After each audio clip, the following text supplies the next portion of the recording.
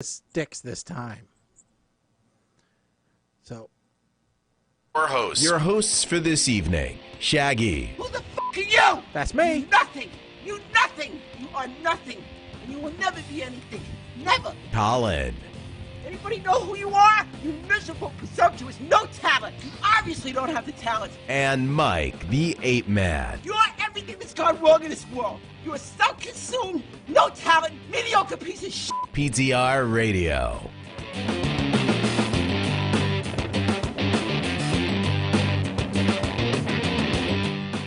Boy, and if you don't know who we are by now, I don't know how many more times we can play the intro.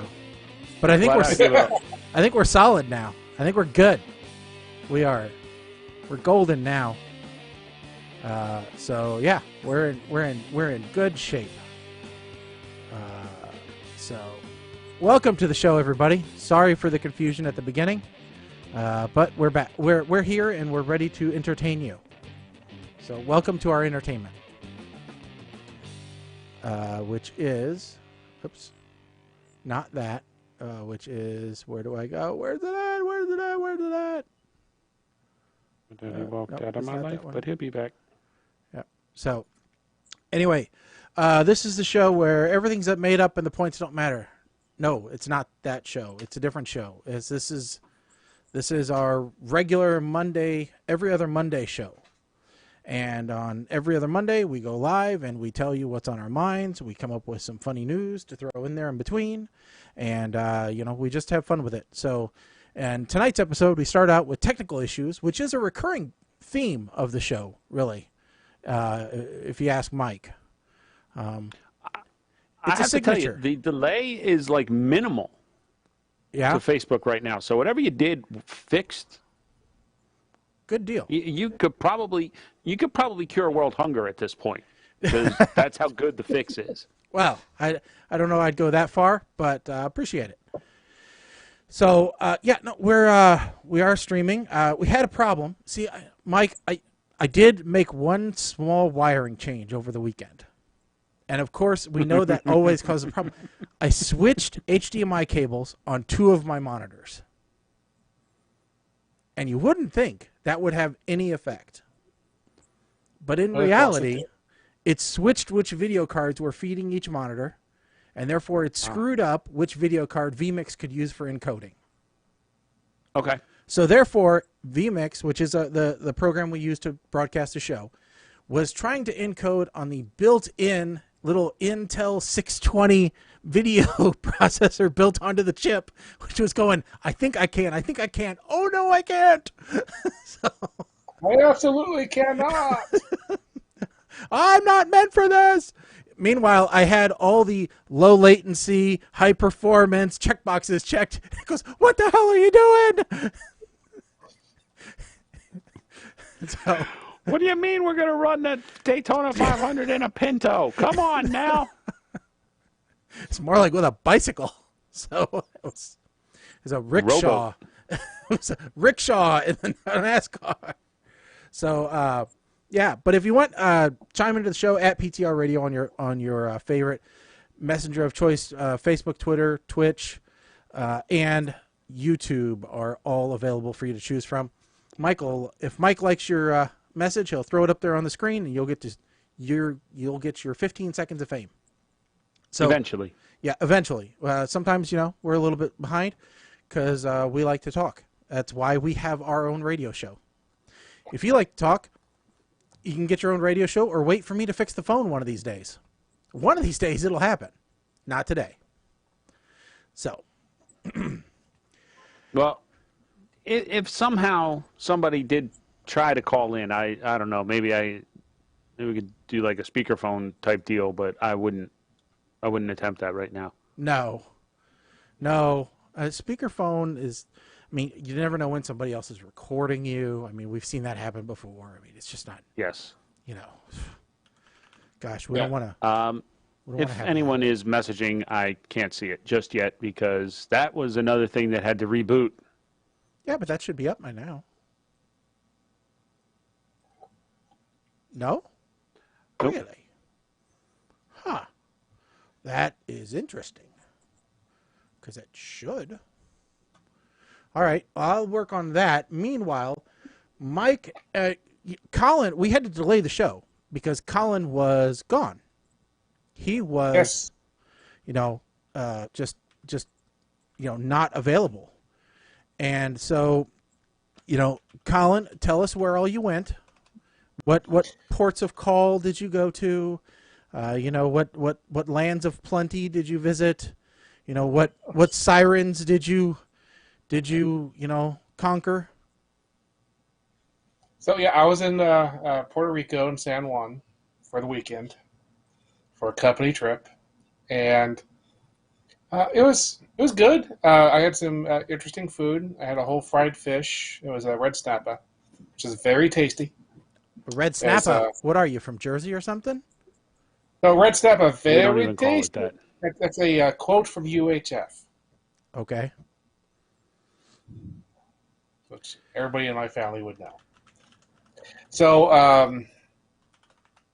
and then I had bunny rabbit on Sunday. That was very good. But so here's the thing. The joke is always when you go to like Disney World or any of the other theme parks, right? Yes.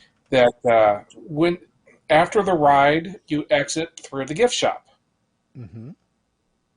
So in Puerto Rico, after you go through TSA security, you exit into the airport through the alcohol shop. Of course. So Yes. you literally get through security, and there you are in a place advertising buy two, get a third free rum. You like rum.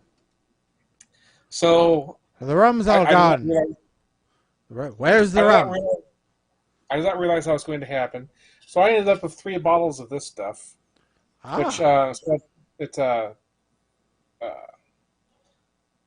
Coqui Distillery Pitoro, which I looked it up on Wikipedia, and it's apparently the moonshine version of rum. I'll just say, so I have opened this up, and I am been sipping it here, and What's in it? What is that? What's floating? fruit. This is I bought. This is the fruitus one, and then I got another one which is passion fruit, and then another one which is tamarind. And at least this one is about 22%, so it's about 44 proof, and it is very smooth, very sweet, very dangerous. If you didn't know better, you might be able to down this entire bottle and possibly kill yourself. But very, very yummy. So I am very happy with that purchase. And I also got some of the Tortuga rum cakes. I got a 6-pack of those. So Tortuga, fun wasn't that the because they, island in Pirates of the Caribbean? Yeah, they're actually made in Jamaica, I think. But it was interesting because they have these special bags, and they put the alcohol in the bags, and then they close it, and then they put a red security thing, like a zip tie, Mm-hmm.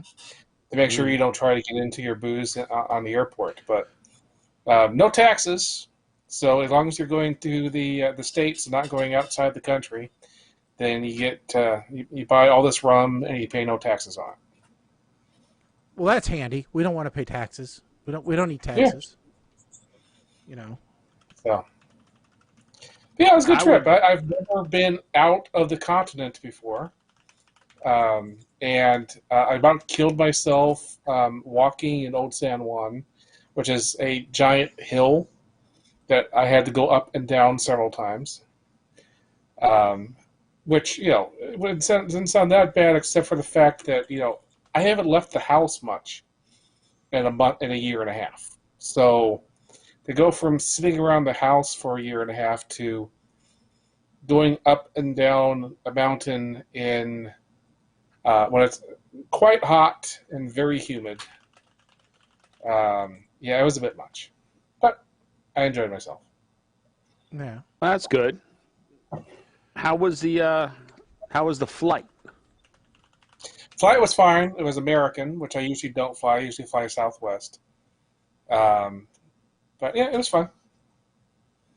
Because there's been a I will lot say of nice thing. Yeah, go ahead. there's been a lot of discussions about the airline industry lately. There was a whole big thing on the news today that many of the airline are canceling flights in the hundreds because they're short-staffed, and now I'm hearing there is a shortage on jet fuel. Woohoo! Well, in fact, Spirit Airlines, which has been having IT problems, their problems are so bad. The airport I flew out of had a riot yesterday of passengers tearing up the jetway and causing a whole ruckus because Spirit has canceled their flight multiple times. So I was quite happy to not be in the airport during that. No. Yeah. No, that's not. And Mike, you sent an article actually regarding the airports themselves, and that there is another problem with the airports that now they may be price gouging. Oh, I mean, imagine that at the airport.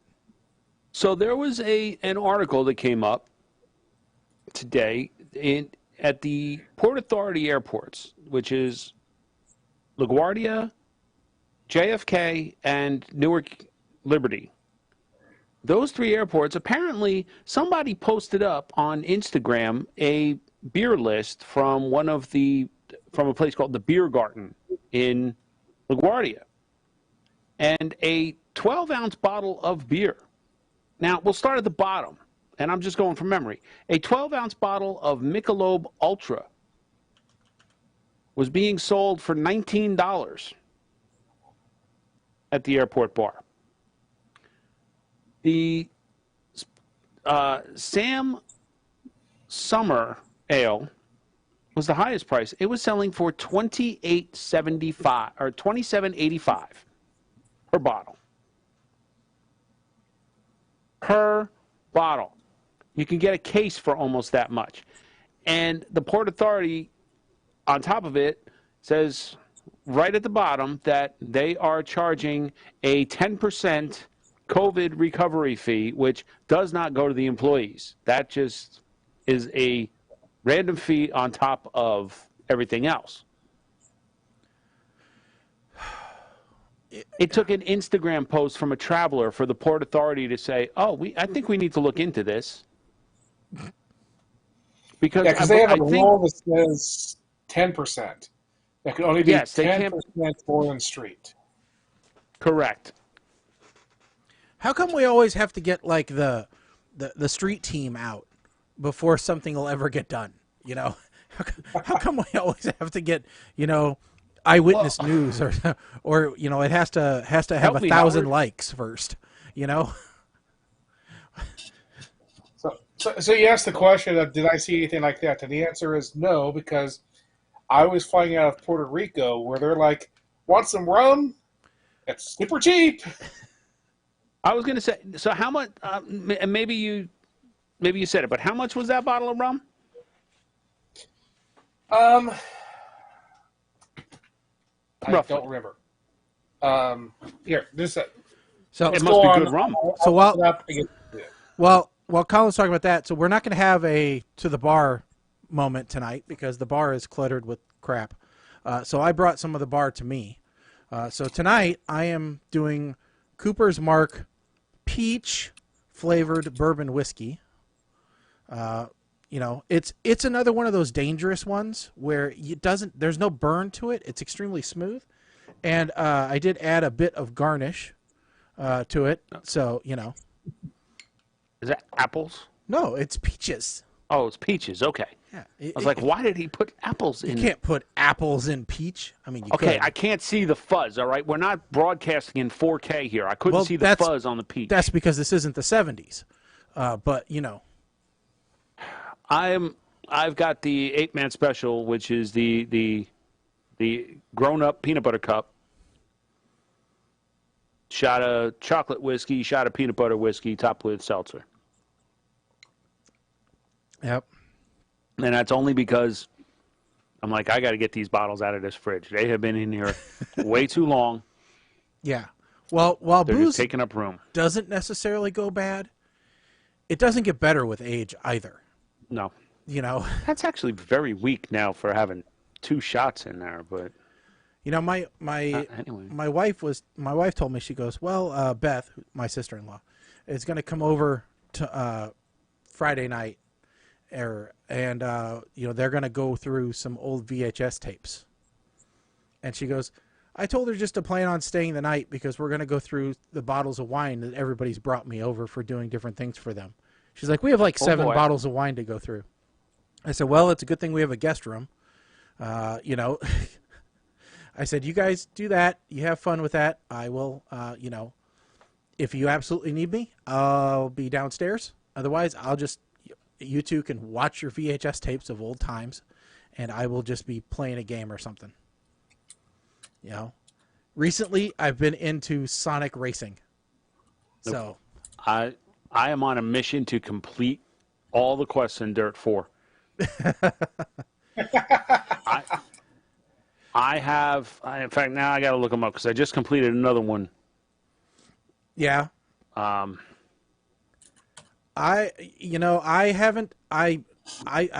do Dirt 4, but because the kids are over here so often, I can't get into it because they don't do it. You know, they can't understand it other than Raylan likes to destroy the car in the dirt trap or whatever it's called. And so, you know, I let him do that. But other than that, no, Sonic Racing he understands because it's so much like Mario Kart. So, you know. But otherwise, So it's just whatever. I really want to get back to Guns, Gore, and Cannolis because that was it's a ridiculously fun game as a left to right scroller game goes. So Colin? to answer the question, I believe after the discount, $12.50. $12.50 for a $7.50 of rum. That's not bad. That is not bad at all, and it's good rum. Yeah. That's delicious. So. And it's not exactly the kind of rum you put in a cocktail. It's kind of straight rum, but yeah. No, you have those, and that's my issue with some of these flavoreds. You know, it is difficult to find things to mix them with, so you do end up just drinking them straight. Like this peach bourbon here, there's very, you know, okay, I could mix it with like a Prosecco or a sweet wine or something like that if I just wanted to boost the octane a bit. Maybe if there was a summery drink which called for whiskey or bourbon, I could substitute this just to add a little bit of flavor. But yeah, it's called bourbon. That's summery. That's it. But, you know, beyond that, there's not much you could do. And because it's so sweet, substituting this for regular bourbon is a real, like, roll of the dice. You don't know whether it's going to work or not. And that's like the chocolate stuff that you've got, Mike, and the peanut butter cup stuff. It's like there's only a few mixes of that work, you know, that are going to work well. I fully intended to just drink it straight. Yeah. I just mixed them because, well, listen, I'm at the point now where I got to get rid of this stuff. Oh, I get it. And I get it. For the record, this past week I finished the Rallycross Championship. I've already completed the Land Rush Championship. I'm working on the Rally, which Rally bothers me. Oh, see, we've talked about this. Yeah. Because I like competing against other racers like on the track. And then there's historic rally, which I don't want to go racing in like old stuff, man. And old minis. So I could care less about that. Let's see here. So I posted this early on into last week. Did you guys read the story about Dolly Parton by chance? Which one? I don't. The one where she was redoing the picture? Yeah, the one where she was basically giving her husband a birthday present. God bless her. You know. God bless her. Dolly is just, Dolly is to country music the way Betty White is to acting right now. She's kind of beloved and can't do any wrong. And she's very smart about what she says, as to not offend one way or another. So I really liked this, and we'll put a link to it on our Facebook page in case you missed it the first time around. But Dolly Parton poses in Playboy outfit for husband's birthday. She says, he still thinks I'm a hot chick. Well, I mean, considering her age, she's looking pretty darn good for how old she actually is. She's 75 years old, and but said that he asked for her to pose as she did on the cover of Playboy for his birthday, and said, why not? Why not do it? And I mean, that's the kind of thing. So here's the thing: she's pretty much in the same outfit. Yeah. The only thing that's different is this one has like half sleeves or whatever in the heck you want to call it, where she didn't have those before. But big deal.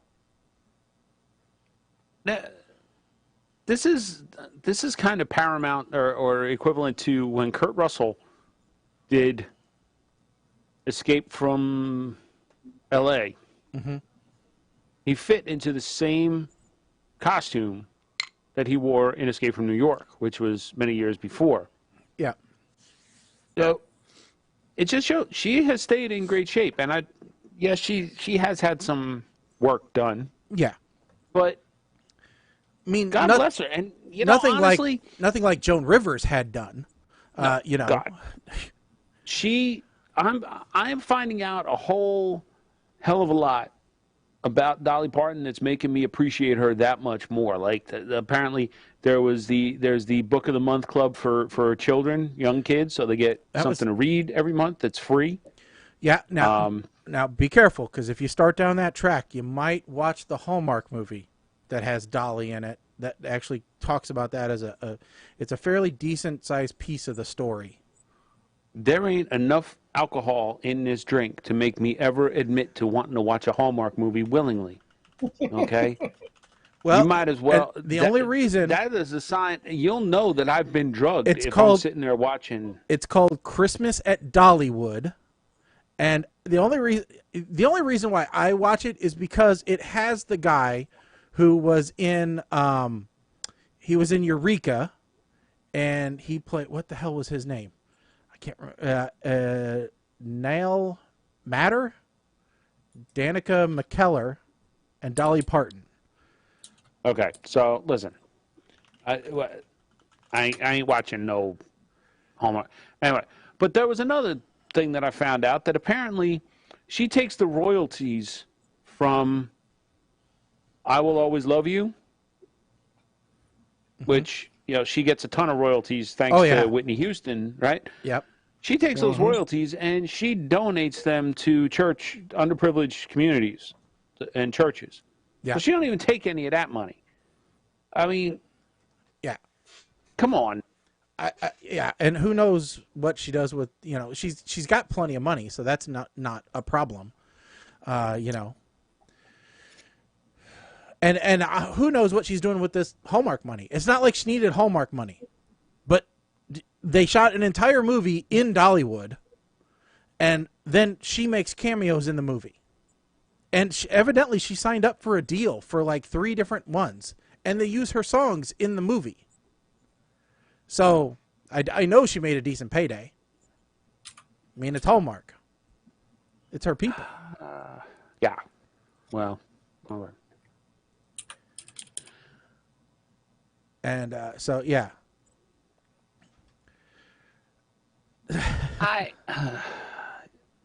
Look, as much as I love Dolly, I think we need to address the elephant in the room here, because I'm scrolling through the white sheet here, and 90% of it has to do with the Delta variant and the current lockdown, and I think we're up to IOTA. Are we at IOTA? I thought maybe we were. I don't know. I knew we were at Gamma. I didn't know if we were at IOTA. The naming progression has completely changed because now they've taken the puke to Schneike scale and applied it to the Delta to the virus. Yeah. Because now apparently we have the Delta Plus. Yeah. You know, Well, they took the upgrade Disney. with They took the the velvet Disney carpeting or something. Yeah, they took the Disney plan, is what they took. I mean, next thing you know, we're going to have I Delta, which is transmitted via wireless. It's Delta plus lowercase a, then lowercase I, and then you repeat again, large A. So if you're outlining this, that way you can keep track. But yeah, when I went to Puerto Rico, I had to register in advance to give them a picture of my vaccination card. Yep. And let them, give all this information, and then I had this barcode that when I arrived there. Now they didn't tattoo it on you, right? So they just gave it to you. Okay. I just had a barcode on my phone that I had to show them, and then they looked it up, and they looked at my driver's license to make sure I was who I said, that I matched the information that they had provided, and I got through. So it did make me feel a little safer in Puerto Rico to know that they're being careful about who comes in. They're watching the people that are coming in, not necessarily the people that are already there. So if it's already there, that's one thing. It's just keeping more of it from coming in the first place. That's helpful. Although before I forget, there was one important thing about my Puerto Rico trip I forgot to mention. You got married. So we were staying at the Caribe Hilton. And what's important about the Caribe Hilton is that is where the pina colada was invented. So I had a pina colada. You had. Oh, I had one, and it was amazing. Okay. They do not. They have the absolute best coconut cream to put in it. They don't put any skim milk. I mean, it's the. If there is a more caloric pina colada out there, then it's probably not really a pina colada because it was everything. It was excellent. So if you like pina coladas, go to the Caribe Hilton in San Juan, Puerto Rico. That's where they came from. Yeah. And getting lost in the rain, that helps. There's a lot of rain there, so it makes sense that you would get lost. Yeah. I mean, well, it's funny. A place by us actually put a sign out there: "Help wanted. Long-haired hippie people may now apply." So let's see here. I'm looking for your. Was your pina colada in a mason jar with a handle? No. No. Okay, so that's something different. I actually got it to go because it was after a very long day. And I was like, okay, I guess I'll get this pina colada because I have to have the pina colada. I'll go sit over there and look at the ocean and be very tired. And so I'll just enjoy it, and then I'll finally get back to my room. I went up to the bartender and I said, pina colada, please. He started putting it in. He said, you want it for here or to go? And I was saying, thank you. So I was like, yeah, to go. Thank you. Yes. So I got my to-go cup of pina colada and went back to my room. Very nice. It was glorious. Yeah, no, we got, and as we get into more variants and everything, obviously we've talked about it before, but things like proof of vaccination for travel makes, to some degree makes sense. But then we also have, them looking at bars requiring it for, coming in. Okay, so the escalation in COVID by sudden increase in masks orders. Yes. We just had one signed yesterday, actually. The irony here is that New Jersey has not. Well, they did require in certain settings that honestly I thought they were already required, which was a lot of long-term care facilities and health facilities. I guess there was a delineation somewhere. I don't know where it happened, but yeah, masks are now required in a lot of these places. But they are not requiring what the, you could tell he's up for re-election, because what Governor Murphy in New Jersey is doing is saying it is up to the establishments. By all means, individual businesses can mandate masks if they feel required. He won't come out and say it because he knows he will get raked over the coals for it. Because the primary... He wants to make the businesses the bad guys. Well, it's not just that. The way that they pushed the vaccine that was the path back to normal. Right. Once we hit his goal all along, once we hit 70% of adults in New Jersey that are fully vaccinated, then restrictions will go away because we've reached herd immunity. We hit 70%. And that's not even counting those that have recovered with natural immunity, because they never count those, despite the science showing that 8 months or more, people still have those antibodies. Yeah, and so, to be clear, according to at least what I read, they may not have antibodies against all variants through natural infection. There is some studies that back up that say that immunization gives you a wider range of defense than natural infection does. Now, I'm not saying that it doesn't give you any defense. We're not saying that. At the same time, we don't know how effective each vaccine is against each variant. There actually has been some research done on that, especially on like the number of breakthroughs and things like that. They're finding that they're like, now Pfizer is not nearly, I think they said it was 74% effective against Delta, whereas Moderna and just keep it to Moderna. If you go Johnson & Johnson, it's just crazy. Actually, it's the Johnson & Johnson that's the lower one. It's Moderna and Pfizer, which are actually, I think they said 97% effective against the variants, whereas Johnson & Johnson was down into the 70s. Yeah. The thing is, both of the mRNA ones are designed for that spike. And that spike is one of the things that has to stay constant, because that's what the virus actually uses to attach to our cells. So that's why it's more effective than the natural immunity, because the natural immunity is random. It's whatever the body decided to grab onto when it finally figured out that there was something wrong. Where vaccinations are like targeted to say you are going to look for this spike.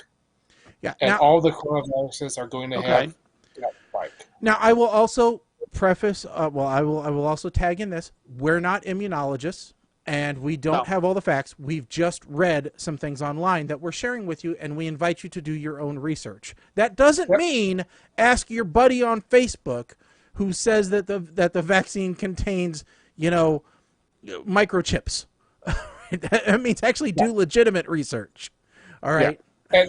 And whatever you do not listen to the governor of the state of Florida. Actually, I think we could just make a general rule. Don't listen to your governor in general. No matter who the governor is of any state, don't listen to the governor. Don't do your own independent medical research. Look, here's a debate that I had with somebody earlier today. I think they made a big mistake calling this. So let me ask you guys a question.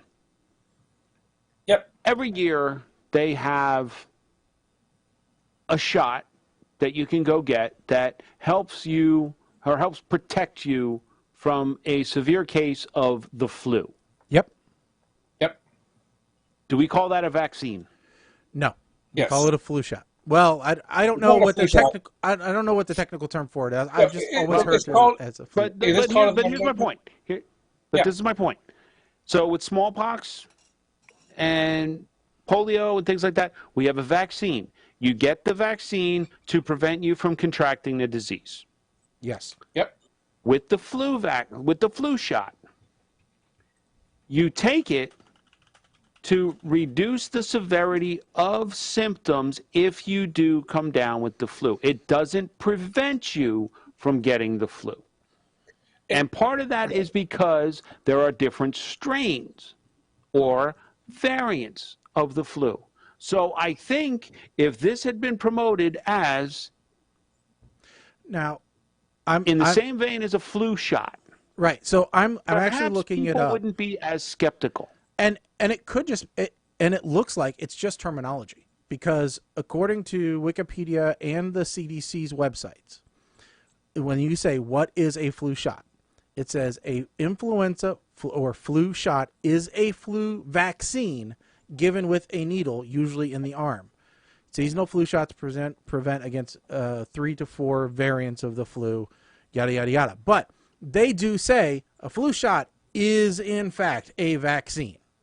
Okay. All right? Right. So let me go ahead. Let me go through some what's going on there. Okay. The flu shot itself is old technology. Okay, and it takes them a long time. So they're actually trying to project 2 years in advance what flus do they think are going to be circulating, and they put that shot together. Sometimes they forecast. It's like weather forecasters. Sometimes they forecast that storm, and sometimes the tornado hits and they missed it. Now, what is happening is that they are taking this mRNA technology that they just used for COVID, and they're going to try to bring that in on the flu side.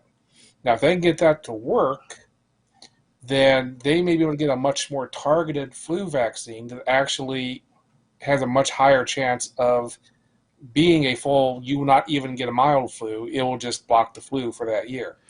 Now, if they can get that working, because the problem with flu right now is it circulates between us and the southern, it goes between the north and the south, okay? So during the winter, we get hit by the flu. During the summer, all the islands get the flu. So it goes down to the islands and the southern, like Australia, and that's where it mutates and then comes back to us the next winter. And that's what they're trying to guess is how it's going to mutate when it goes through all the island nations. Okay. So we may get an actual much more effective flu vaccine out of this mRNA technology that was just proven for COVID. Well, big problem with that is the same people who are resisting the mRNA technology now will resist it for the flu. I think that's a safe assumption. I would bet a high likelihood Right, of those people. I think that's going to happen. I would Now, bet, when we say it's an old technology, that's the same. Correct me if I'm wrong. It's the same technology that's being used for the J&J vaccine. yes. I believe So the current flu vaccine is created by infecting eggs from a chicken. So they infect these chicken eggs. It's a recombinant. I think that's the term, the type of vaccine it is, as far as how it works. And I know we've explained in the past about how all of the steps that go, like the J&J starts here, and you go through steps like etc. And this is where mRNA comes in. So basically, they're doing the same thing. It's just mRNA gets there faster. Yeah. So I know we've talked about that, but no, the flu vaccine is a completely different technology. Okay. So with that one, they actually infect chicken eggs, let the flu viruses grow within the chicken eggs, and then they weaken the actual flu virus by putting other chemicals into the chicken egg. And then they take that, and that's what they inject into you. So it's the actual flu viruses themselves damaged in such a way that the body can detect it and kill it off, and it can't really give you the flu because it's already half dead as it is. For the Johnson & Johnson, they took some random animal virus that typically can't infect humans, and they stuck an extra piece of DNA inside it so that as the body kills that weird animal virus, then it sees the COVID stuff that we want to see, and that's what vaccinates you. And the problem with that is that you cannot boost that, because the body, not only did it get antibodies for COVID, it also got antibodies for that animal virus. So if you give someone a second shot of the Johnson & Johnson, then the body just immediately sees that animal virus and just kills it, and you don't get any effect of whatever was stuck inside it to try to tell you what COVID was. Which is why you start to see stories about people who got J&J and now they're getting boosters with Moderna or Pfizer. Right. So, and the cool thing is what we're seeing now is that they were trying booster shots, and they were seeing that if they gave someone a third shot of I think it was Moderna that they were doing that with. I can't remember. Anyway, everyone it was, they were seeing that there was a huge increase in the amount of antibodies. It was like a 10-fold increase. yeah. But what that tells you is that the memory cells of your body remembered. So it wasn't just that you had the antibodies. The antibodies are always short term. It's those memory cells that remembered how to make the antibodies. They get triggered as soon as the virus shows up. That's what's important. So I think that the booster shot evidence, while it was interesting that the booster shot works and that it drastically increases the antibodies, I think those news stories completely glossed over the fact that that meant you had much deeper immunity built in that is super effective. And what's even more interesting is once you got to like 6 booster shots, when you got angry, you got really big and green and strong. So it was cool. The problem And we're if having the with government Delta, promised that, I would go for all 6 shots, Yeah. right? I mean, we're going to make this Hulk world. But at what point? I understand that they're still learning about this, but you can't. Look, I'm going to be honest here. In New Jersey, in my situation right now, if the governor comes back and says everyone, vaccinated or not, has to wear a mask, if a masking order comes back into play, there will be a civil war in New Jersey. And it ain't, I can guarantee you, there will be riots in the street because the way the vaccine was painted by our governor was, this is how we end the mask mandates. This is how we end all of this. So we did what you asked. And now you're going to reverse it. I understand. And you're going to blame it on a variant that the PCR tests do not test for. You cannot tell who has what variant. You don't know what you're infected with. The numbers, I could pull this up because I've been tracking this myself. Okay? The 7-day average of hospitalizations, they said we were in a surge. We are 12 times less than we were at the peak of COVID.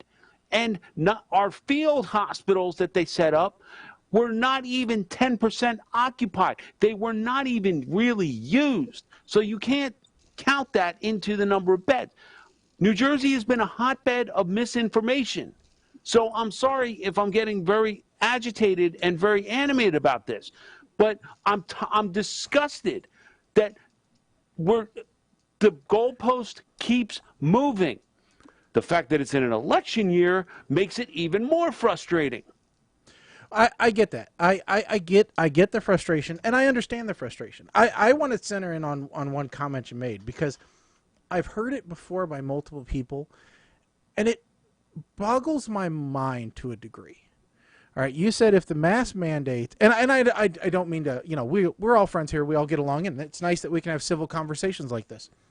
You said that if the mask mandate comes back, you fully expect a civil war over it. All right, and like I said, you're not the first person I've heard say that before.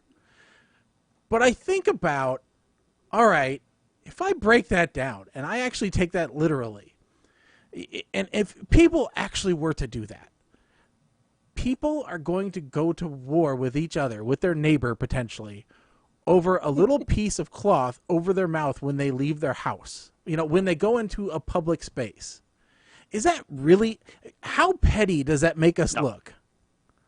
it's not about the actual face covering, okay? It's the messaging behind it. It's the fact that now the government, and again, I'm speaking locally. I'm not even touching the whole federal stance on all of this because I don't have the time or the energy to go sifting through all of that. Locally here in Jersey, all right, this is the problem. Every time things start to look good, the governor focuses on bad. Every time he makes a promise about, or he states, we're going to do this as soon as we get, when X happens, we'll be able to do Y. Well, then X happens, nope, sorry, Delta variant.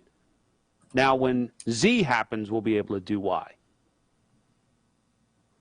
None of the press asks him, how do you know they're all Delta variant? How do you know that Delta variant is...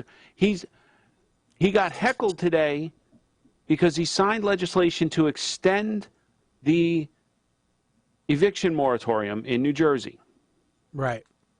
Right? Which has been, if I remember reading a headline correctly, I think nationally it's been somewhat extended, or they've given at least the states the ability to extend it federally. Yeah. So, and there's a whole other flip side to that that's pissing me off too. But yeah, there are definitely some inequities in how it's being dealt with. So, but my point being the fact he was at this signing, and now they're mandating that teachers get vaccinated. They're mandating state employees must be vaccinated or get tested twice a week. Right. Because of the Delta variant. But the numbers the same not requirement actually gone. Same requirement came down on government employees too, I believe. The numbers have not gone up. Yeah, I'm sorry. Numbers Mike. have not gone up the way that they're saying that they are. And when numbers do go up, they wind up 3 weeks later deleting a bunch of cases. Oh, we were wrong. So you go back. I found it today with my own freaking eyes. I've gone to the state's dashboard and I've tracked since March 1st.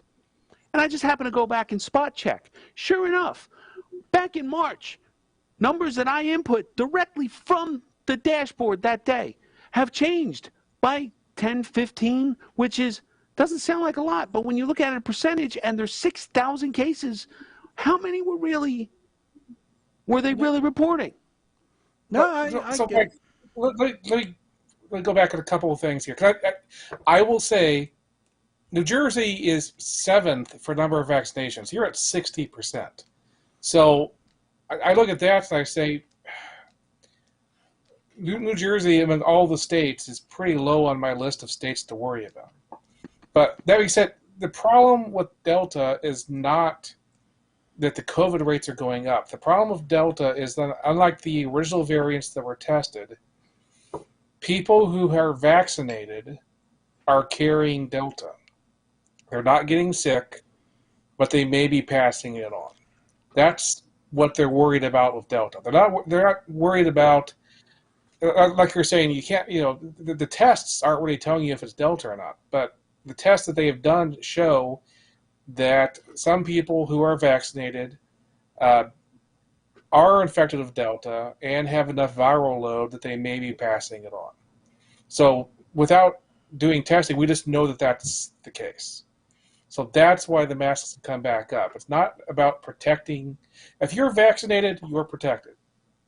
Period. You could have Delta and never know it. But if you are not wearing a mask, you may be passing it on.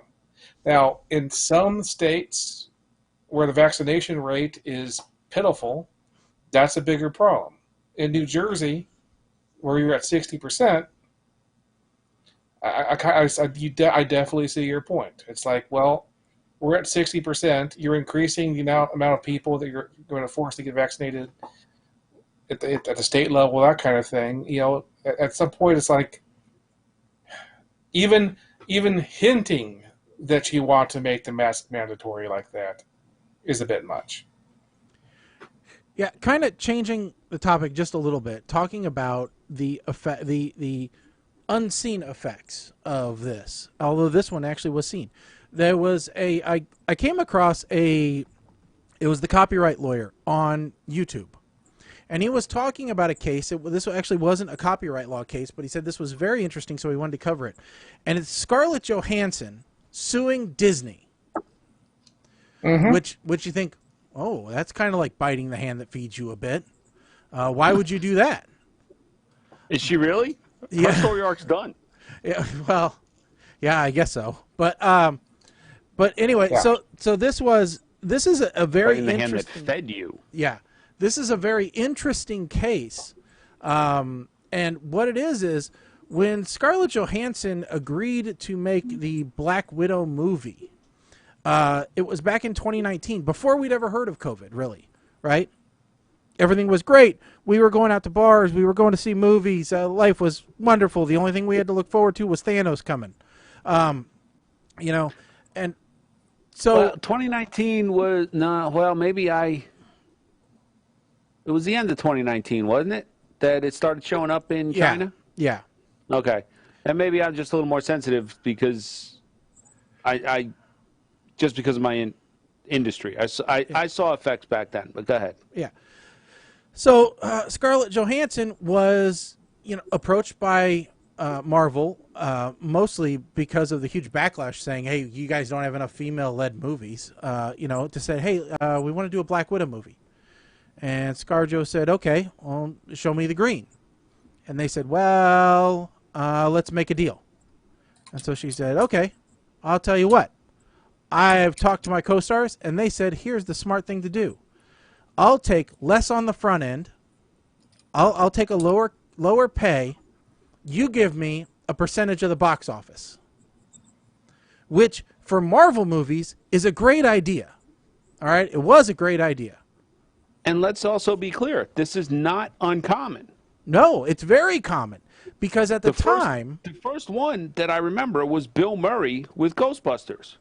yeah, That was the biggest. He took like a quarter of his going rate and said, you give me a percentage of the box office. Oh, sure. Yeah. The most famous was fortune. The most famous was Jack Nicholson.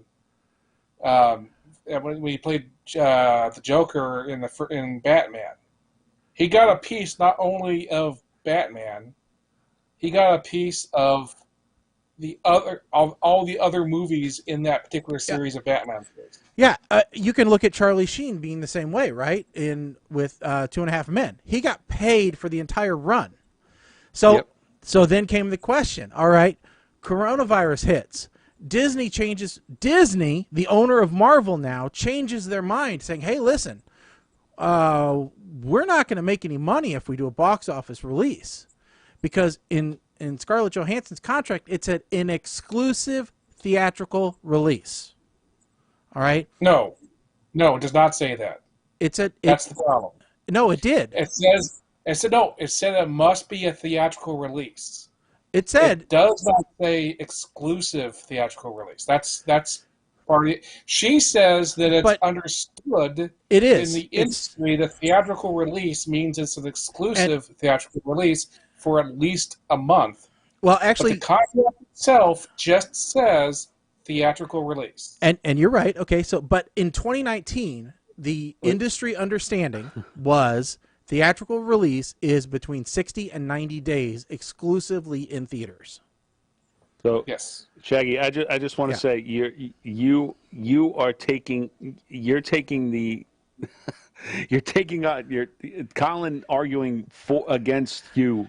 I'm seeing the pro-Disney and the anti-Disney happening here.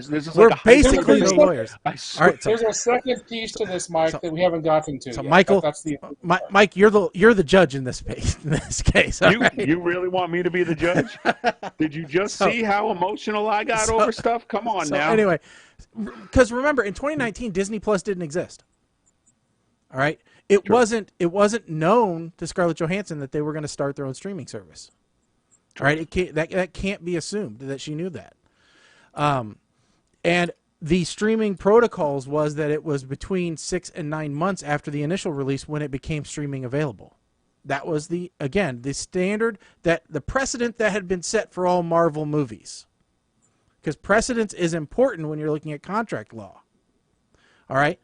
So what happened is Disney changed their plans when coronavirus hit. All right. And said, okay, we're going to simultaneously release at theaters and on Disney Plus, special premium platinum gold ears, whatever in the hell it is, right? Where people have to pay $30 extra per film to see this thing, right? Scarlett Johansson got cut out of all that streaming revenue because her contract didn't include anything relating to streaming. So she was only available. She only got a portion of the box office proceeds. So she said that they basically worked to curtail her earnings, and Disney said, "Lump it. It's the way it is." You know, that was their response, and they blamed her. They blamed her and told her that she was basically. You already got $20 million. You should be happy with that. Yeah, you got $20 million. You should be happy with that, and you are making disparaging remarks to people adversely affected by the pandemic. How dare you? Yeah. How dare you insult? COVID? That's basically what she said. They basically said, "How dare you?" Yes. Yeah. So, as the judge, I'd like to just throw a couple things in here. First of all, I don't know why. At what point? Like the first thing when she's like, Disney's like, "You got $20 million. What's your problem?" I see Scarlett Johansson as the one guy from that movie, The Replacements, when they're interviewing and the guy comes in and he says, "You have any idea how much it costs to insure a Ferrari, mother?" Yeah, exactly. Right? So, like $20 million. Let me tell you something. If I got $20 million, I would be able to live for the rest of my life. I'd be happy about it. Her agent's going to take $4 million. He's taking 20% off the top. $16 million is fine. $16 million, I could still live with that, even after taxes. $8 million. She's not walking away with $16 million. She's going to be lucky to walk away with $8 million, given all the other people that are taking a piece of her pie. Yeah. And how much is she getting from all of the Avengers royalties? Okay. Let's just okay. See, that's part of the point, though. And what she got. I mean, this movie was her deal. So she didn't get that much from the other Avenger movies because she was promised this was the movie that would be her payday. Okay. Not only that, not only did Disney tell her, "We already paid you $20 million. What's your problem?" They also said, "Oh, and we made it so that you can make more money as this character that we killed off." Yes. So here's the second. As I said earlier, there's a second part to this, right? So the first part was it said that it had to have a theatrical release. And Disney's like, it had a theatrical release. We met the contract, okay? So here's the second part of it. And this is the part of Are you talking about the meeting with Marvel? Because, no. See, here's the thing. She found out in 2020, when COVID hit, that they were going to do a simultaneous streaming release. And so she had a conversation with the president of Marvel. And the president of Marvel is quoted as saying, "Due to the change in distribution, we will need to revisit your compensation for this film." She has that in writing from him, saying that since your deal was all focused around box office release, we will have to revisit your compensation. Right. I mean, Disney's saying, here's the rest of your compensation. Yeah. So.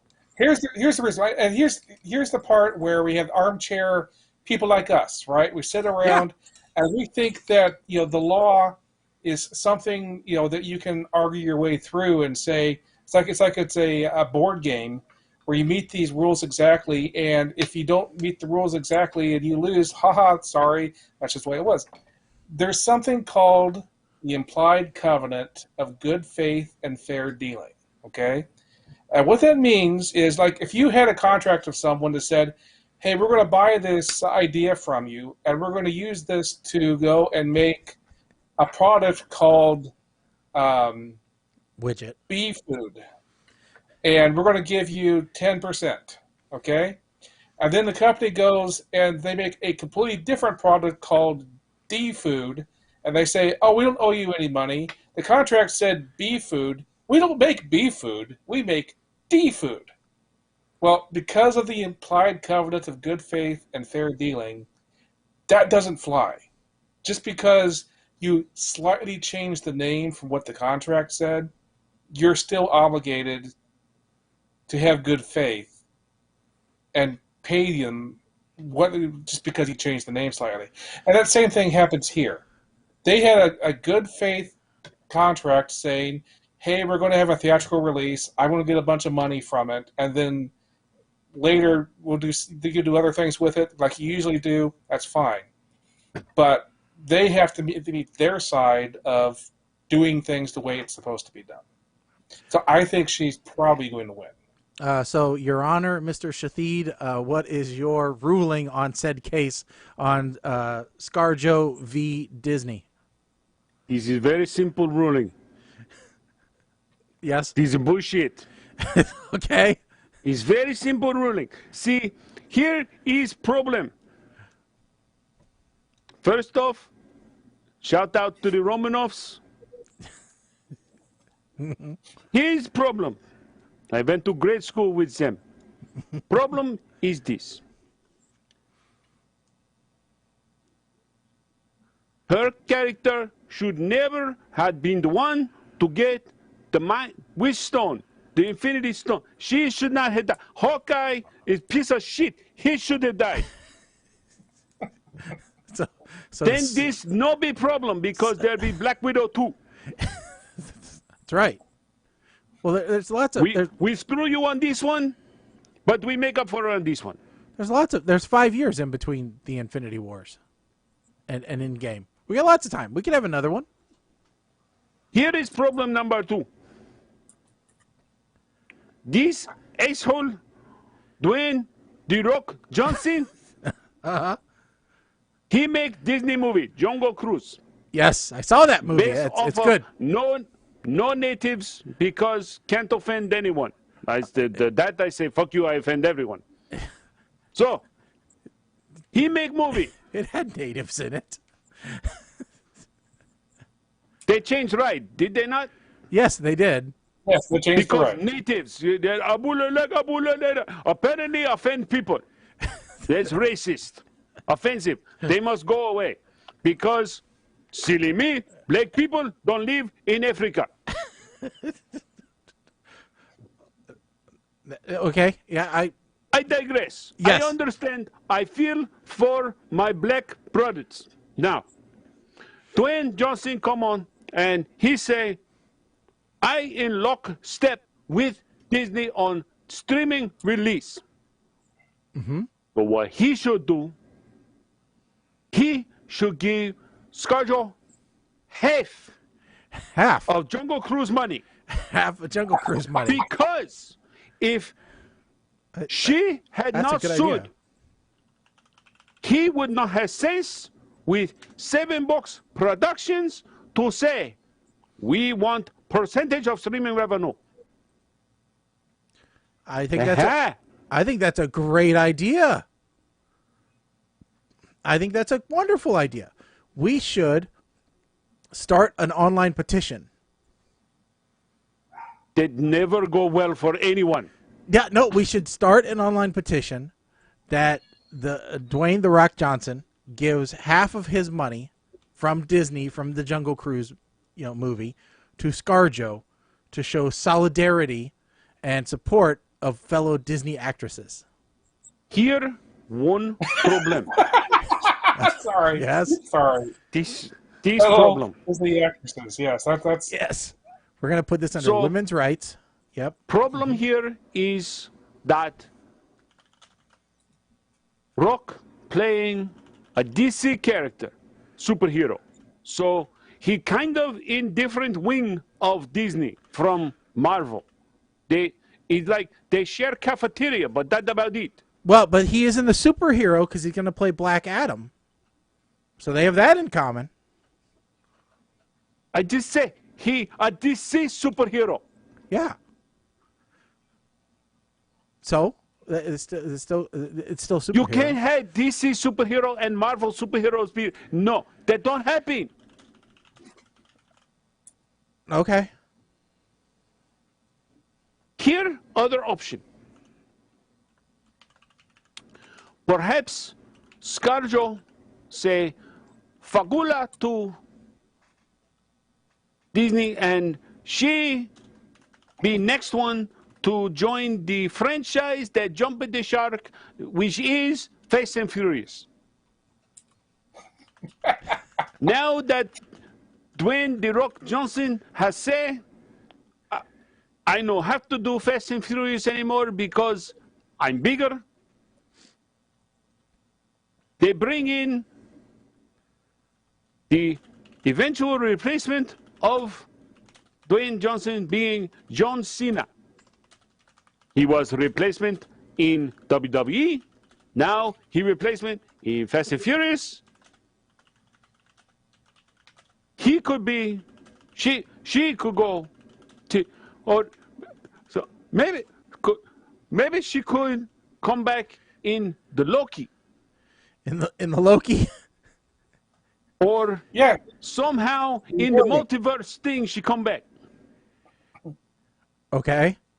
Well, that could But happen. Either way, Disney need to make this right. And Disney, you need to call my agent back about Mr. Chité's wild ride. His wild chocolate We ride. have figured out, yes, we have figured out how to keep the people from pooping themselves. It's very important. So, okay. I have a completely different question for Mr. Chitane. Yep. So, recently, there was a new version of Space Jam. Okay? Oh. And in that Space Jam, Pepe Le Pew was removed because they did not want A rapist. character in Space Jam. But in the actual movie, during the basketball game, in the background, they had actual rapists from the movie Clockwork Orange watching the basketball game. So, what do you think is worse, Mr. Spade? Actual rapists or someone thinks is a rapist? Which one should they have removed? Mr. Chitet, feel like you asked this question knowing answer. This is a setup, isn't it? Yes, you try to set Mr. Chitet up. I said, listen, actual rapists will be gone. Pepe Le Pew was a scapegoat, good skunk. Disney lost out on making this teaching moment. Also missed out by making Babs Bunny less feminine. Probably use pronouns they and them now. Mr. Chitet no understand that, but I respect. Mm-hmm. So, they could have had King James. Oh, King LeBron. He going to save Space Jam. Yes, King LeBron can't play anywhere for more than a year. Have won nothing. King LeBron could have taught Pepe Le Pew, respect the women. Instead, removed and left rapists in background. Stupid. Mm-hmm. Extremely stupid of Disney. Disney need to hire Mr. Shethead I agree. as public relations manager for everything. Czar. Mr. Shate liked the title of Czar. Czar. A public operations officer czar. So a poo czar. That's what you want. Poo czar. You try to make pun, yes. Better than last show. Mr. Shate fail epically. All right. Well, I think we're going to have to move on because we did start that petition. We'll put that link out there on our Facebook page. So hopefully we can get some help. Hopefully we can attract The Rock to help out with Scarlett Johansson. He's a nice guy. Maybe he will. Maybe he'll just do it out of the goodness of his heart. We don't know. At very least, maybe send some Terramana tequila to Yeah, she can at least PTR Radio. forget that she lost all those millions of dollars. No, She can afford her own tequila. ScarJo can buy her own tequila. Send tequila to hosts.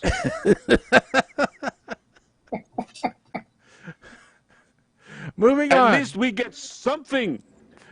Moving on, we do want to talk, we talked a little bit earlier about COVID politics, and we're normally not a very politicky show, but I know that Mike is really in support of this one, and so I really wanted to make sure that we had a time to talk about this. But there has been there's been movement behind this. It's been thought about for a while, and evidently it's picking up speed. The idea is, who should really be voting? Who should have the right to vote? Oh, God. Who really should have the responsibility to chart the course of this great country of ours?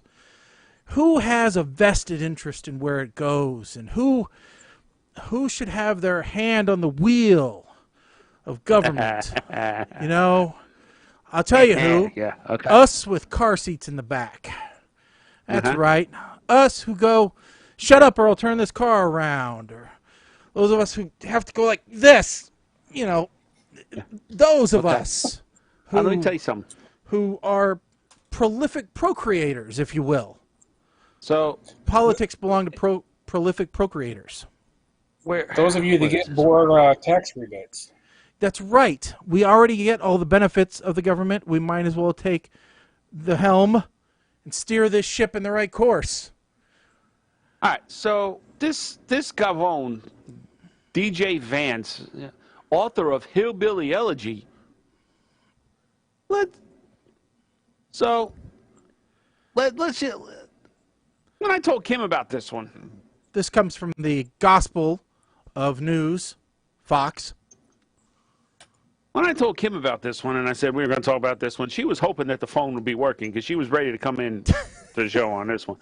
But we came up with a fair compromise. Mm-hmm. If we don't get to vote because we don't have kids, then we don't have to pay school tax. Because it's obvious we don't have kids.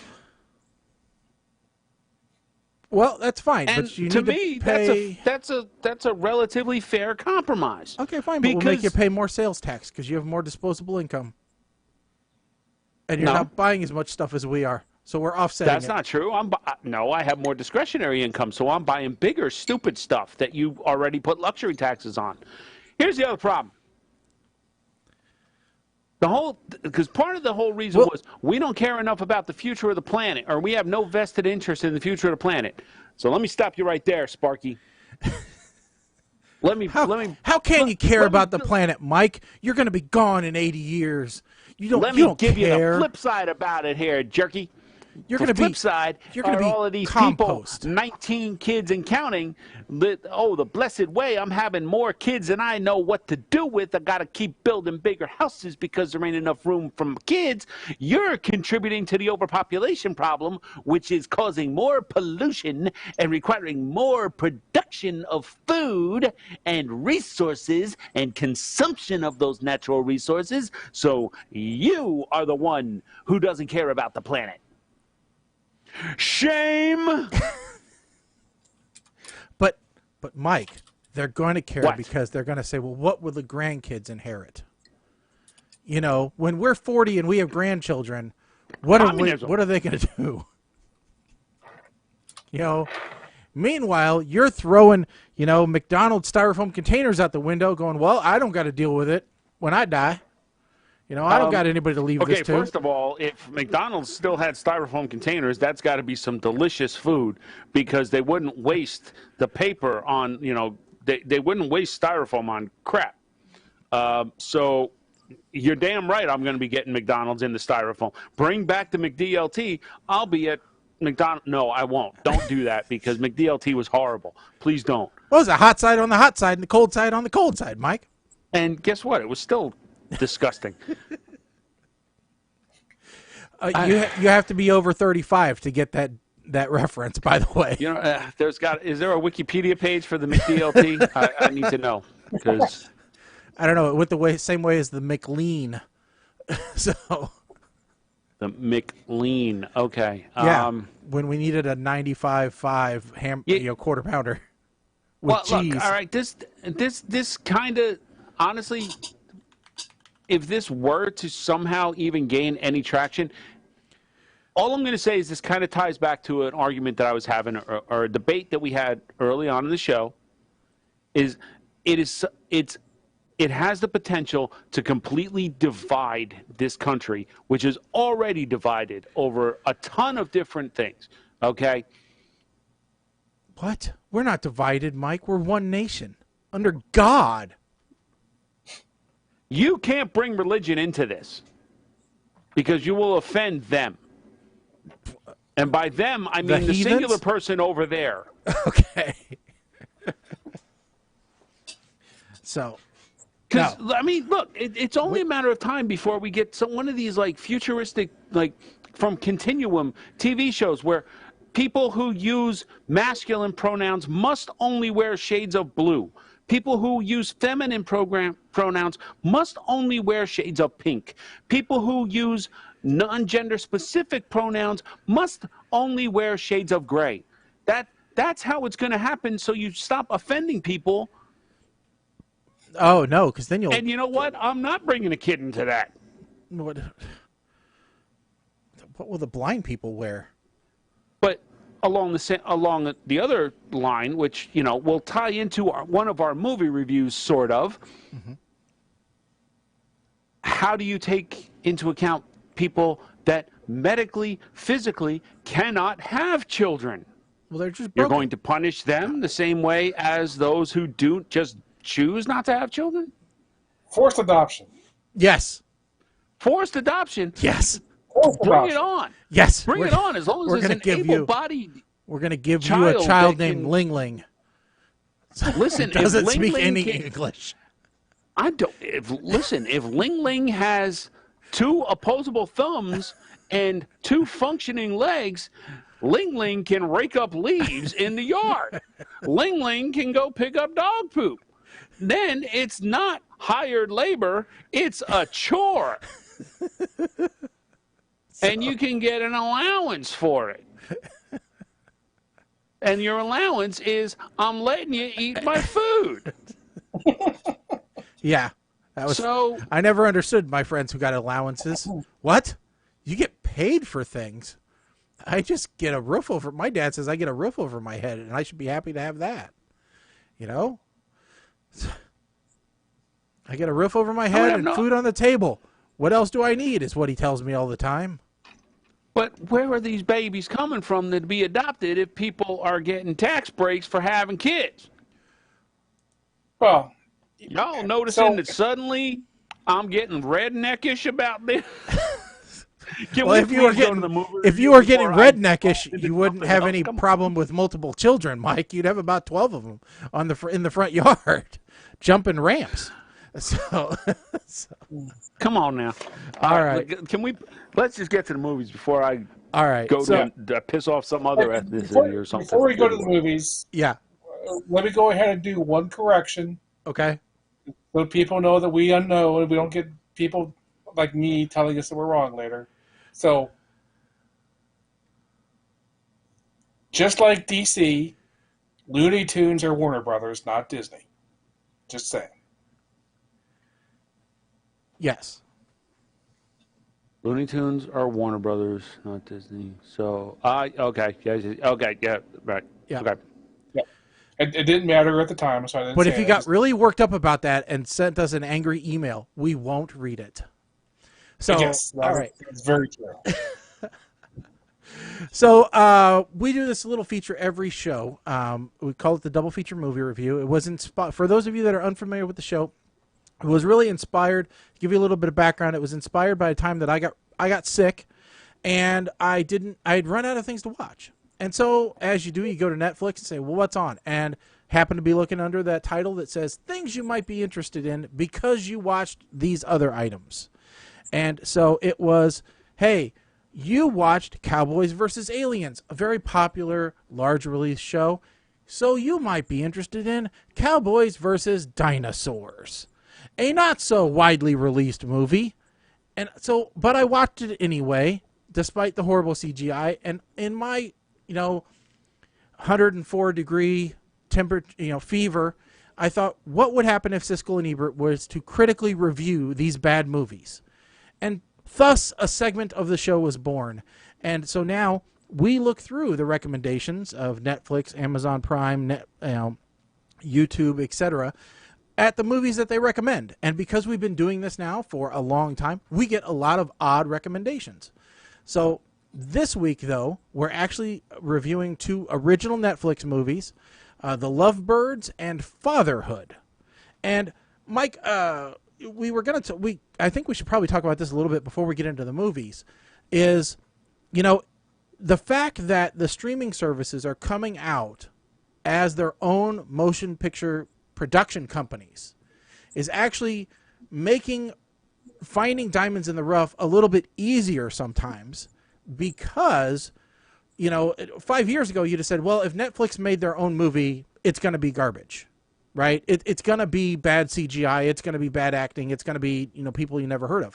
But today, it's Ryan Reynolds, it's to Kiki, whatever his name is, producing it, from Black Panther. It's all, or Thor Ragnarok, it's all name brands, name people, So we run into the situation every once in a while where we go, wait a second, it's a real movie, but it's a Netflixing original. So what are we going to do? And so I'm of the opinion that if it's sorry, the dog decided to get into a barking fit for no reason. That's quite all right.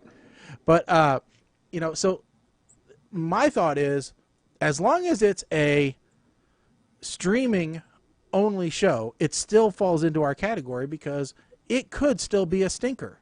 I mean, we've seen them before. I'm thinking of one off the top of my head. I don't know. It had something to do with shoes. But, yeah.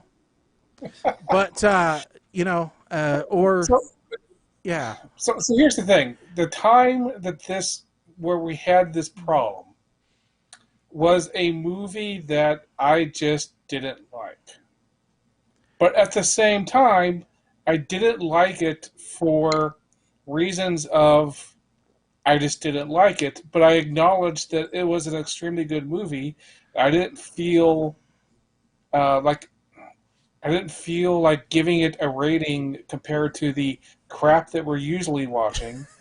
And so I decided to punt and say I refuse to give it. Now, I have not done that since. Yeah. Because, I decided once we had enough movies under our belt, I was like, okay, I feel better giving it a rating. I mean, retrospectively, I'd probably give it a meh just because. Yeah. But that's all right. Now, that being said, if we try to give a rating to say Indiana Jones, yeah, that'd be difficult. And Raiders, it'd be it's very difficult. That's where the problem comes in. Is when you have a real Hollywood big production movie, it just, where does it fit in? Yeah, I can't give it a shnikes because it wasn't a surprise. I give a shnikes to something which I expected to hate, and then I see it and I'm like, wow, this is amazing. I'm going to tell other people about it. And Y'all just pretty much took away the last half of an entire page of my review of one of these movies. You know that, right? so, I wanted to kind of get out in front of that a little bit because you and I had talked about it a little bit over Slack. So. Okay, so do you guys know Barstool Sports? And a little bit. All right, so like Dave Portnoy, he does the pizza reviews. Okay. Right, pizza review time, Frankie, or now it's Spider that goes with him. He's got different scales now.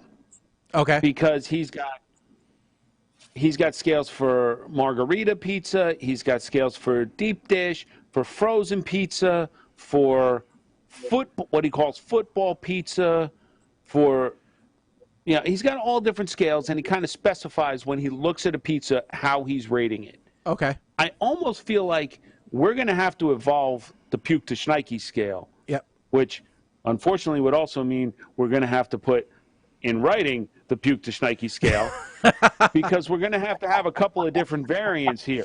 Yeah. All right? We're going to need the ones that are God help us, the YouTube Kickstarter type. Yep. The independents. And we're going to need the ones that are the streaming production company. Yeah. So Schneike's from the production company means we probably should have never reviewed it in the first place, because that's what everybody is hoping to see when they go to see it. A Schneike's from the Kickstarter, that's the diamond in the rough we're looking for. Yeah. But we can't ignore the ones that Netflix and Amazon and Paramount and Peacock and Hulu, we can't ignore them. No, because they're so. Let's just give them a boring star rating. We'll just say it's a 2.5-star mainstream movie. Yeah. So we'll work on the evolution of that a little bit, I guess. Yeah. But so let's talk about the two movies that we got. So we'll start off. Why don't we go ahead and you want to start off with Fatherhood, Mike? Okay. So, Colin, I have to ask. I know you said you were only going to have time to watch one of the movies. Which one did you watch? So I did not watch Fatherhood at all. We'll get to the other one next. Okay. So Fatherhood. Go ahead. All right. So let's do that. All right. So Fatherhood is as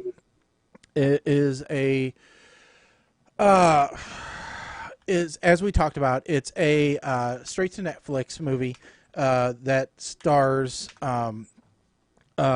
yes, exactly, that guy, Kevin Hart. Now, here's the thing. I positioned this movie because my wife always asks me, when are you guys going to actually watch a decent movie? And so I said, well, Kevin Hart's in this one. I think you might like it. You like Central Intelligence. You like Jumanji, the newer Jumanjis. You like Upside or whatever that other one was, where he's with the guy with the wheelchair. I'm like, you like Kevin Hart. He's a funny comedian. Maybe you'll like this one. So I start this movie off. We start to watching, and she, we're like half an hour in, and she goes, how much longer does this have? She's like, you thought I'd like this? And I'm like, yeah. I'm like, it does have some funny parts, like where he breaks into the parents, new parents, and he goes, listen, she got stuff coming out one way or the other. And he goes, oh my God, I gave the baby colic. I knew I didn't wash my hands enough. I gave the baby colic. And as someone who was kind of a single dad, I mean, I wasn't entirely, but there were a lot of times where I had my daughter on my own before I got married, and especially having a girl, and not turning to anybody else. It was very relatable for me to see that. Now, I didn't lose my wife to death or anything like that. It just didn't work out. But it was super relatable for me to be in that space of he's here, doesn't know how to deal with a baby, getting all this thrown at him. And then you throw on there the parents and the in-laws and everybody just harping on him, saying you can't do this on your own. You need to move back home. How are you gonna do this? His odd friends trying to help out as best they can. I mean, there were a lot of real tearjerker moments in this movie, and it wasn't. It's not a rom-com, so don't go into it thinking that it's a rom-com. It is definitely a drama movie. There are some points where you're like really hurting for this guy, and you're almost worried if he's gonna make it through this whole thing. And there's some nifty cameos in here. Seeing Paul Reiser as his boss was really kind of fun. I hadn't seen Paul Reiser in a film in a long time, so it was nice to see him out there working again. And it was just a good show. If anything, it reminded me somewhat of Jersey Girl. So if you did like Jersey Girl, then you with not Matt Damon, but the other one in it, then you might enjoy this one. It doesn't have George Carlin in it, obviously, but there are some moments like that. And I thought it was overall a very good drama movie. But again, you have to remember it is a drama movie. While there are a few moments of levity in it, is overall a very cerebral piece. Probably not a date night movie unless you really, want it to be. Because there's some parts where it gets really real and really rough. And so, yeah, I wouldn't recommend it for date night. But if you were married for a while and you got a solid, thing where you guys just want to watch something where you got to, concentrate and pay attention for a little while, that's a good movie for that. So, anyway, I'm going to go ahead and give it a smile. Like I said, I liked it. It was fun for me to watch because I normally don't watch these types of movies. So, it was good. All right, Mike, you're up. All right, look, I had a feeling going into this movie that this was going to be a rare bird among the movies that we review, and I was going out on a limb with a guess that this was going to be in the realm of My Name is Doris and was going to be disqualified. And see, the way the movie's starting, really harsh on my mellow, man, and no, there is no Skyping from the hospital. Let's be clear about that. Giving a gift in the hospital, apparently this is called a push gift. And this is a real thing now, guys. So remember this when... Here's when things get real. And they got to have the baby cry. Spoiler alert. 3, 2, 1. They got to have a baby cry in the middle of her eulogy. Yeah, great. Netflix trying to get everybody crying now, of course. So I'm sitting here watching and enjoying this right up to the part where they go to the fair. And I had to chime in with something because I absolutely love the fact that they played an entire sequence off of Kevin Hart's real life fear of roller coasters and thrill rides and fun houses. Just when things were going good, shit hits the fan. And then, of course, they live happily ever after. Wait, credit scene. Hold on. Credit scene. Okay, cool. So, okay, here's my paragraph that y'all pretty much covered. Apparently somebody hacked my computer and got my notes. I was almost on the verge of disqualifying this movie. I mean, this movie has serious star power. We've got Kevin Hart, Alfre Woodard, the dude who played the landlord in Coming to America. I'll even go as far as, what's his name? Lil Rel Howery, right? It's well written, but then I thought about it a bit. You see, Colin pointed out last show that there are a lot of good movies out there on other services that we currently don't consider. The fact is that the streaming exclusive game is stepping up, so movies like this are going to be more common. That being said, this movie does deal with an emotional topic, so it could hit folks differently, very much like, what was that one that we, Making Babies? Was that the one? Oh, yeah. Yeah. So someone who went through what Kevin Hart's character went through would obviously look at this a lot different than someone just watching it because they like Kevin Hart. So I'm going to give this one a smile because I did enjoy it. But it did hit me in the feels in some parts, and I'm going to give this the same disclaimer that I gave making babies. If your situation, if you lived the situation that the main character is going through, you're going to look at this a lot different. Yep. Exactly. So, all right. Next up is what? I forgot. The Lovebirds. The Lovebirds. I don't think anybody's lived to this one, so I think we'll be okay. If they have, we're in trouble. If you Again, you read through my... No, I'm kidding. If you've lived this movie, we want to know. All right, Colin, do we want to start off with you this time? You go ahead and start with me. There will not be an official review. I did not actually watch the movie. I fast forwarded through the movie. I had meant to get it fit in between work and the show starting, but unfortunately, people needed help, and so it went into my time. I will tell you honestly, I am not sure I could have gotten through this movie anyway. This movie is a non-stop bickering couple, interrupted slightly with murder and other shenanigans that, as far as I could tell, barely interrupt them arguing with each other. That is my idea of hell, of just watching a couple arguing nonstop. There was many weddings when I was in Puerto Rico, and lots of bickering couples. That was hell enough. So I'm kind of glad I didn't have time to watch this. I'm pretty sure I would have given it an extremely poor review if I actually had had time to force myself to watch it. All right. Okay. I'll go next. I don't know what to make of that, so we're just going to give that an A as well. All right.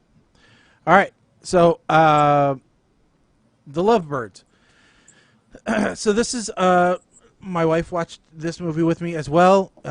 She fell asleep midway through this movie, so that gives you her rating of it, which was snore. Okay. I got into this movie thinking, where do I know him from? What movie was he in? And then I'll tell you what I thought, and then tell you what I know now. What I thought when I was watching it is, oh, that's the cab driver from Deadpool. All right, sweet. And that's what I thought while I was watching this movie. He's not. What I learned is he's not. He's absolutely not the cab driver from Deadpool. Instead, he's the Uber driver from the movie Stuber that I like. It's actually a pretty good movie. So I don't know if have we reviewed Stuber? I don't think so. Okay, maybe I just watched that on my own. But anyway, so yes, I enjoy, as someone who's been in multiple year-long relationships with people, I enjoy the juxtaposition of beginning of relationship, years into a relationship, and how it changes. It's like, I think they've lived this before. So, I don't know, Mike. Maybe you can also, relate. But yes, relationships do change over time. Imagine that. There was a lot of arguing. There was a ton of arguing. There was a little bit of action in this. It was kind of fun. I can see, where they were going with most of the movie. It was somewhat predictable, but it was still a fun movie to watch. There were some hilarious times. The scene with the mask was probably the most predictable out of the entire show. But the number calling, I think that was the most predictable as what was going to happen once the lottery was done. But all that was right up my alley. I mean, that was like, they said, What scene would Shaggy like? Really? Let's see. Okay, yeah, that one. Let's do that. So it was a fun little romp. If you liked, what was that? Was it Murder Dinner or something like that with crap? Damn it! What? I'm trying to think of it and I can't remember. Adam Sandler. What was that? Adam Sandler. Yes. Murder Dinner movie? Oh, Murder Mystery. Murder Mystery. If you like that one, then this one's kind of fun as well. It's kind of along the same lines a little bit. So, yeah, and again, it's another Netflix original. So, if you like that and you like especially the couple dynamic, this is kind of a fun movie. Don't expect too many. I mean, you do have to remember that this is, a comedy adventure movie. So it is an R-rated movie. There's plenty of language, so this is not a family movie. Don't bring your little kids to watch this. They're not going to have a good time. But yeah, otherwise, I liked it. I'm going to go ahead and give this one a smile as well. I really did enjoy it. All right, Mike. All right, so before I go there, No, Stupor was bad. No, it was funny. yeah, okay. So listen, here's a line in this movie right off the bat. Documentaries are just reality shows that no one watches. That'd be like me saying musicals are just visual albums that no one listens to. Suddenly, we're in a scene from the movie Quicksilver, where the bike messenger is getting chased all around town by the evil guy. And how is the bike messenger not flat as a pancake? Spoiler alert. After getting run over by the car 6 times.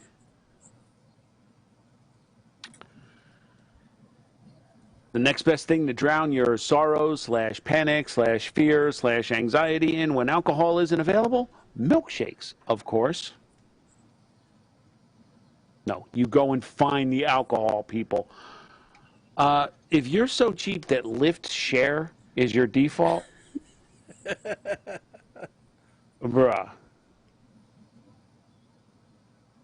Don't pee down my back and tell me it's raining. Shaggy, focus. Kind of kinky from Anna Camp from Pitch Perfect fame, I must say, though. But focus, Shaggy. Let me tell you something. If you get kicked square in the chest by a horse, I'm just going to throw this one up here now. Yes. You're going to be out cold or dead. Do you remember when this one child in like Kentucky or somewhere got hit square in the chest with a fastball and died because it hit at exactly the right time that his heart stopped? So now all the kids in baseball have to wear Under Armour shirts that have a pad right there to keep it from happening. Yeah, this dude got kicked in the chest by a horse. Was that or bacon? Or get the bacon grease poured on him. Yes, I know, the hot grease. Listen, lady, I'm a dude, and I even know this, but if you take your heels off and carry them, you will be able to run faster. I would like to ask a question, and I'm going to be serious about this. When did it become scientifically proven that Neosporin is effective on bruises? As a hockey player, I'd like to know this. Because if that is the case, why do they only sell Neosporin in the little tubes that are about that big? They should be selling it in jars that are the size of cantaloupes. She just cacawed at the frat boy while she's dressed like a cosplay unicorn. And look. And then she calls him Lil Brett Kavanaugh, and she takes it another level by calling him Date Rape McGee.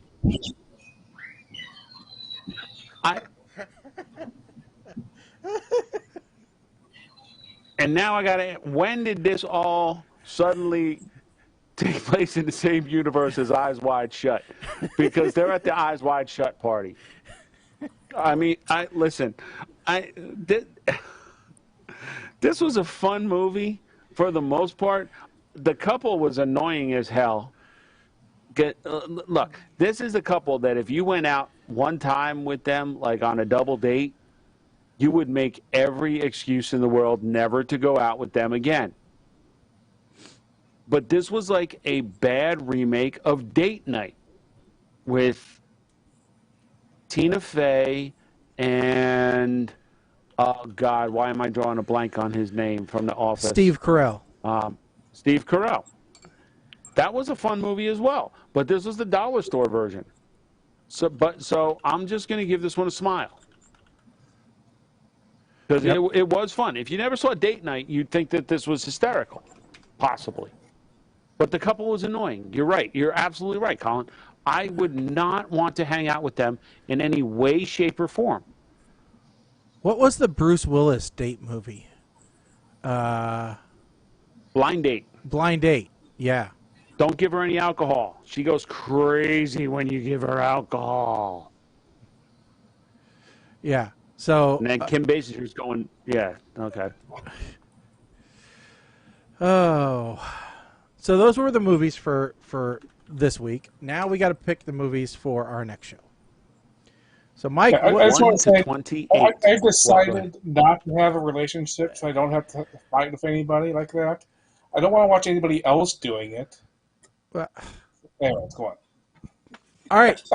23. 23. Yes. What is it? Yes.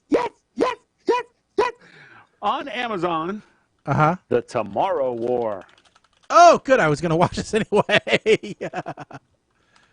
So Chris Pratt fights invaders from another world in the future. Okay. And not in the future. 22. But still in the future. 22. Oh, Cooties. no. Oh, hell no. What? Really? Dude, What? first of all, the link is to the trailer. Okay, so what's the movie? So is this available? Cooties. Is this available somewhere? Cooties. How do you spell it? Cooties? C-O... Circle, dot. Now I got my cootie shot. Well, I'm checking wait. Amazon. It's probably not anymore. It used to be on Amazon Prime, but it's not. It's a rental. So they probably took it off. Okay. All right. The link was to YouTube. Oh, okay. Well, let's do this. But it's to... Let's do 15. Oh, God. Nope. Unavailable. It's another YouTube. One? Yeah, they don't You gotta last be very kidding long. me. What's one? Swiped? Nope, it's available. It is available? Okay. Okay. On Netflix. Two college roommates develop a discreet hookup app. Casual affairs and complications soon run rampant on campus. This is all Colin. So, teen movie comedy, late night comedy. This movie is raunchy and goofy. This seems like it's going to be I'm calling it now. It's a dollar store version of American Pie. Yeah, Well, for anybody who happens to be finding this randomly on YouTube, meaning PTR Radio, when Mike referred to as this is a Colin movie, he was being sarcastic. Yes. I don't know. Colin is going to hate this movie. He is going to hate this movie. I can guarantee it. I can it's so definitely guarantee going to be funny, so we will definitely watch it. Mike is going to hate this movie. Okay? I mean, it could. Ooh, a college freshman and computer genius is enlisted. So we'll see how much bad programming they have in it, too. Oh. Colin's going to fact check the movie. That's what he's going to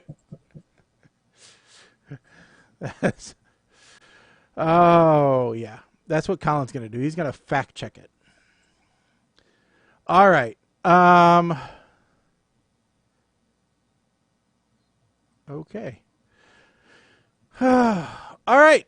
So that pretty much wraps up this evening's show. And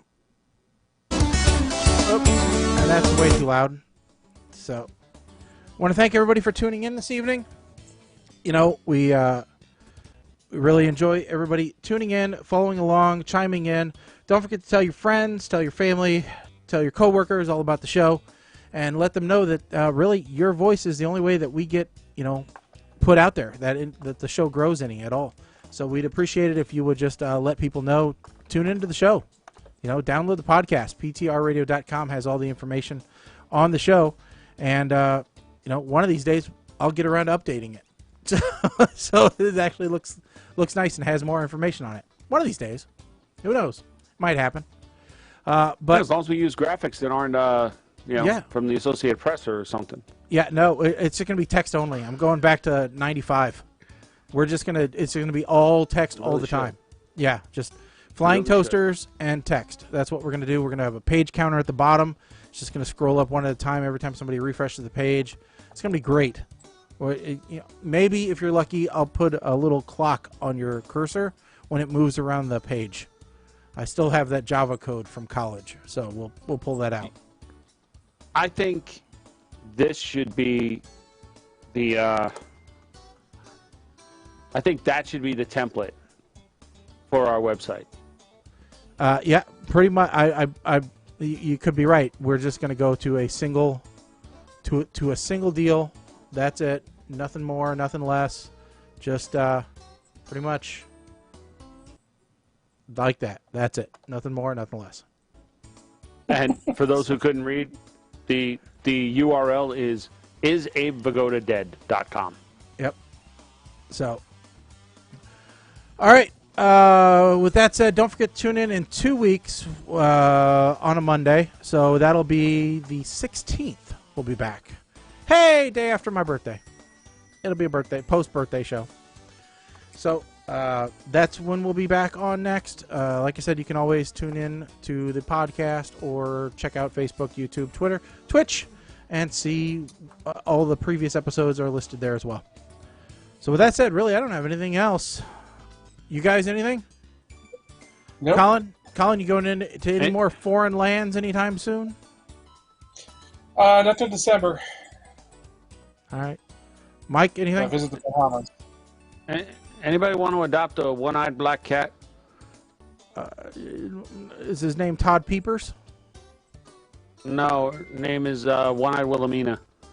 No, I have an aunt who's trying to get me to adopt a kitten, and I'm like, I have 4 geriatric dogs. I can't afford any more vet bills. So, no more animals. Oh, okay. As Remind much me. as I'll tell the story next time. Okay. Look for that and much more on the next episode of PTR Radio. Until then, I'm Shaggy. I'm Colin. I am Mike the Ape Man. Stick a fork in us, folks. We are done. Later.